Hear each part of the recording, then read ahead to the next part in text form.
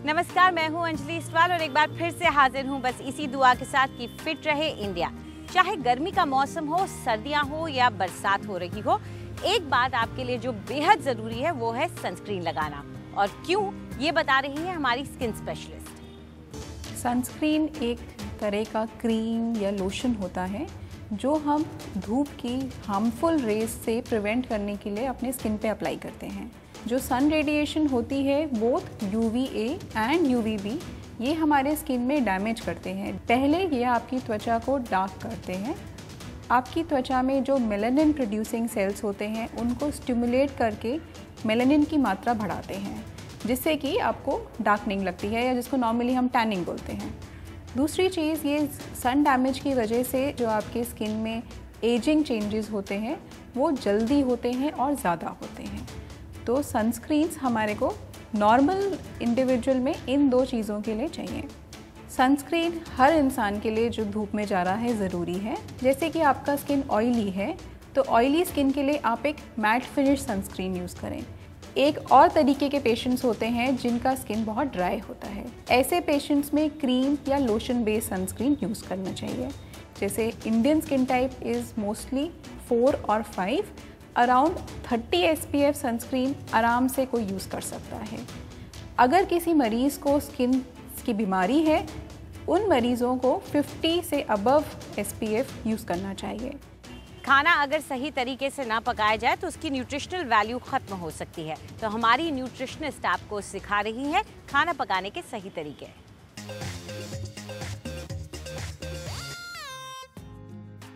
आज हम कुछ हटके बात करते हैं। इतनी चीज़ें मार्केट में हैं कि आपका एयर फ्रायर आ गया, आपका माइक्रोवेव आ गया, आपका राइस कुकर आ गया। क्वेश्चन ये है कि कौन सा सही तरीका होता है खाना बनाने का, कौन सा हेल्दी तरीका होता है खाना बनाने का। जितनी चीज़ें मार्केट में आती है, नॉन स्टिक बर्तन आ गए, उतना ही बीमारियां बॉडी में बढ़ती है। तो सबसे पहले हम बात करते हैं स्टीमिंग की। सबसे बढ़िया तरीका खाना पकाने का है स्टीमिंग। कोई भी सब्ज़ी आप स्टीम करो, फिर थोड़ी सी तेल डाल के उसको छोंक लो। दूसरा तरीका ये है कि आप बॉइलिंग मेथड यूज़ कर सकते हो। तो जहाँ आप बॉइलिंग मेथड यूज़ करते हो, थोड़े से पानी में यूज़ करो ताकि वो पानी हम यूज़ कर ले, ताकि उसका जो न्यूट्रिएंट्स है वेस्ट ना हो।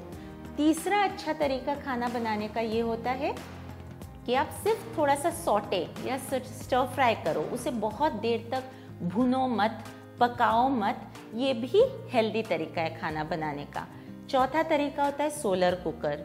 इसमें आपके सन रेज से आपका खाना बनता है, तो इसमें आपकी विटामिन D की मात्रा ऑलरेडी आपके खाने में चली जाती है। उसके बाद आता है बेकिंग। वो मच बेटर है जहां हम फ्राइंग की बात करें। फ्राइंग सबसे लास्ट आता है। तो आपको अगर वेट लॉस भी करना हो, हेल्दी रहना हो, तो फ्राइंग की मात्रा आप महीने में एक बार रखिए जहां आप इंडल्ज कर सकें, और बाकी आप ये तरीकों को यूज़ कर सकते हैं और अपनी ज़िंदगी हेल्दी बना सकते हैं। आज योग में हमारी एक्सपर्ट आपको बता रही हैं कुछ ऐसे आसन जो आपकी कलाइयों को मजबूत बनाएंगे। नमस्कार।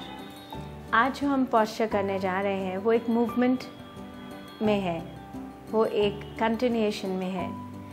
और इस पॉस्चर से आपके बेनिफिट्स ये हैं कि आपकी रिस्ट, जो हम लोग ज़्यादा कॉन्शियसली यूज़ नहीं करते हैं, काफ़ी लोग अक्सर जब वो आसन करते हैं तो अगर कोई भी ऐसा आसन जो हम रिस्ट पे थोड़ी देर प्रैक्टिस करते हैं, वो कंप्लेन करते हैं कि मेरे को रिस्ट में दर्द है, आर्थराइटिस, और ये चीज़ें धीरे धीरे हमारे जॉइंट्स में आती हैं। तो ये पॉस्चर जो एक कंटिन्यूएशन में है, उससे आपको रिस्ट में बहुत बेनिफिट मिलता है। तो आज हम ये जो मूवमेंट करेंगे, आप इसको 1 से 3 मिनट तक कर सकते हैं। अपने हाथ को मुट्ठी बंद इस तरीके से करनी है, थम्स अंदर और फिंगर्स ऊपर से। इसको आप अपने हिप्स के आइदर साइड्स पे रखेंगे और यहाँ से आप अपने हिप्स को उठाएंगे, इनहेल और एक्सेल ड्रॉप कर देंगे। तो inhale up, exhale down, inhale ऊपर, एक्सेल नीचे। अपनी बॉडी को आप लिटरली फेंक सकते हैं नीचे, पर अगर आपको टेल बोन में या बैक में दर्द है तो आप एक कुशन पे बैठ सकते हैं, और अगर आपको फियर है कि आप ज़ोर से यूँ नहीं कर सकते तो आप कुशन पे कंफर्टेबली आते जाइए। तो इसको हम इस तरीके से अपनी मूवमेंट करते जाएंगे और ब्रेथ को लेते जाएंगे, बढ़ाते जाएंगे।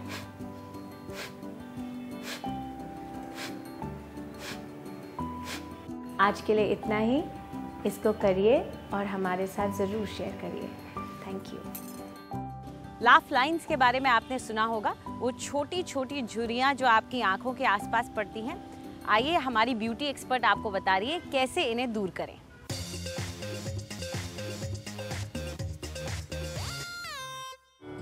Laughter is definitely the best medicine, लेकिन हंसने की वजह से कई बार त्वचा पे लाफ्टर लाइंस आ जाती हैं। इन लाफ्टर लाइंस को कम करने का क्या तरीका है, क्योंकि ये बाद में रिंकल्स भी बन सकती हैं।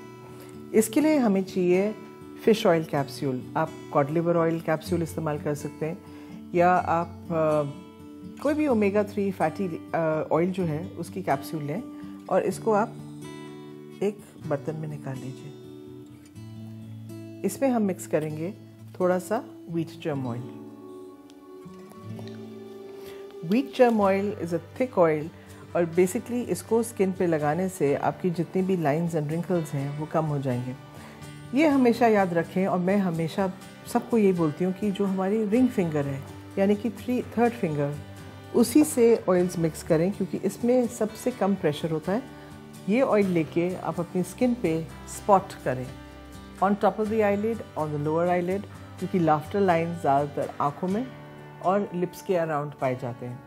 यही स्पॉटिंग आप अपनी लिप्स के अराउंड भी करें और फिर इसको धीरे धीरे मसाज करें इन रोटेटिंग मूवमेंट्स। ये ऑयल आपने वॉश ऑफ नहीं करना है। 5-7 मिनट आपको बहुत अनईजी फीलिंग होगी, क्योंकि एक बहुत थिक ऑयल है, पर फिर आप देखेंगे कि धीरे धीरे ये जो ऑयल है वो आपका स्किन ड्रिंक करता जाएगा, यानी कि वो बिल्कुल ही गायब हो जाएगा और आपकी त्वचा बिल्कुल स्मूथ एंड सॉफ्ट लगेगी।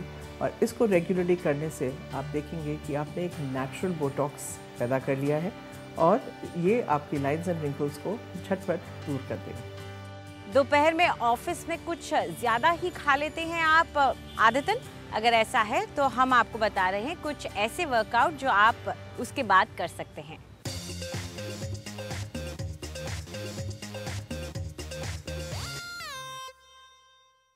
क्या आपके ऑफिस में आज पॉटलक था?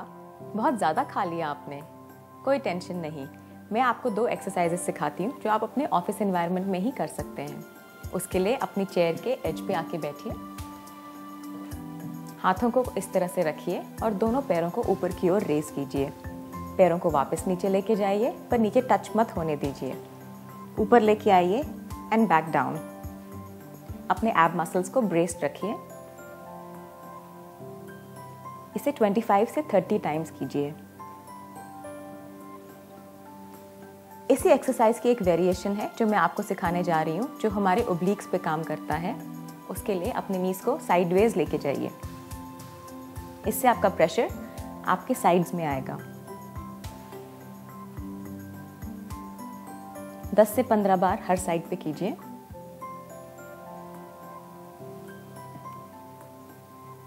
तो आपने देखा, अगर आप एक्सरसाइज करना चाहें तो कोई बहाना नहीं चलेगा, बस आपको एक चेयर की ही ज़रूरत है। और अब हमारी मेकअप एक्सपर्ट आपको सिखाएंगे काजल लगाने के 4 अलग अलग तरीके।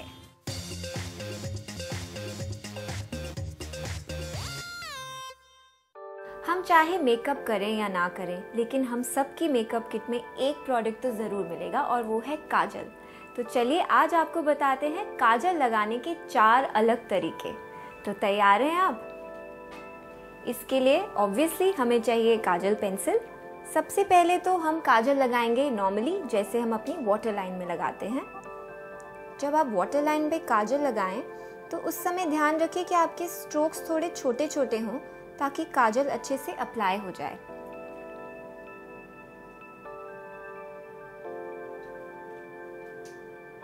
वाटर लाइन पे काजल लगाने के बाद अब हम करेंगे टाइट लाइनिंग।